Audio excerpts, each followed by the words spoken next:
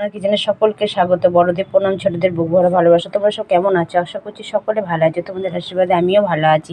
আজকে আমি রান্না করব, এটা হচ্ছে বাঁধাকপি, গাজর, আলু, নুন হলুদ দিয়ে সিদ্ধ করে রেখেছি। এখানে আছে মুরগির ছাট, এটা বেছে পরিষ্কার করে গরম করে রেখেছি। এটা আজকে রান্না করব। সর্ষে তেল দিয়ে দিই। তেল গরম হয়ে গেছে, এবার দেবো দারচিনি, তেজপাতা, শুকনো লঙ্কা, এলাচ। তারপরে দেবো কাঁচা পেঁয়াজ আর কাঁচা পাকা লঙ্কা, লাল লঙ্কা, এগুলো ভেজে নেব। পেঁয়াজটা লাল লাল ভাজা হয়ে গেছে, এবারে দেবো আদা রসুন বাটা।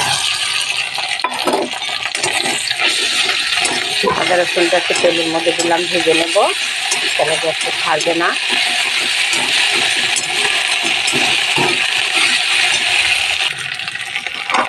এবারে দেবো টমেটো কুচি,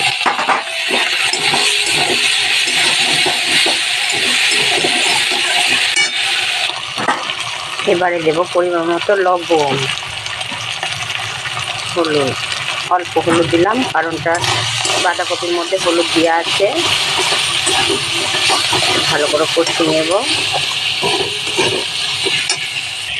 কষানো হয়ে গেছে, এবারে গরম করা ছাটটা দিয়ে দেবো।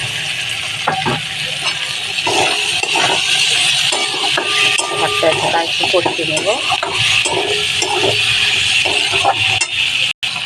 আদা রসুন দিয়ে বেশ ভালোভাবে কষানো হয়ে গেছে, এবারে বাঁধাকপিটা দিয়ে দেবো।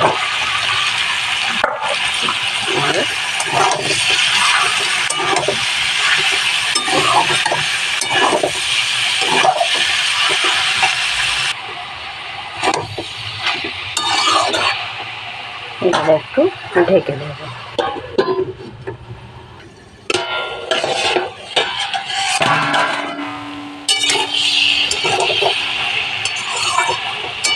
বাঁধাকপি, আলু, গাজর আগে থেকে সেদ্ধ করা ছিল, ওই জন্য বেশি সময় লাগলো না, হয়ে এসছে তরকারি।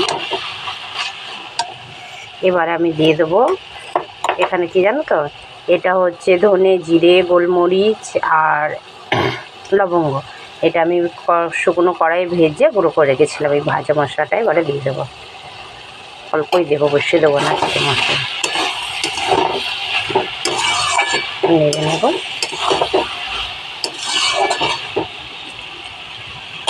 আর একটু ঢেকে দেবো।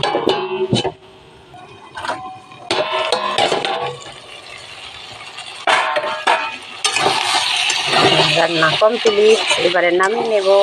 একটু নেড়ে নিই, নামিয়ে নেব। গ্যাসটা অফ করে দিই।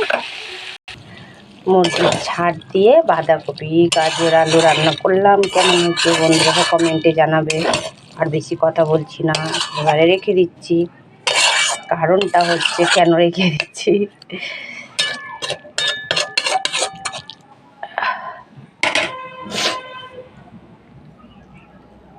টাটা, পরে ভিডিওতে দেখা হবে।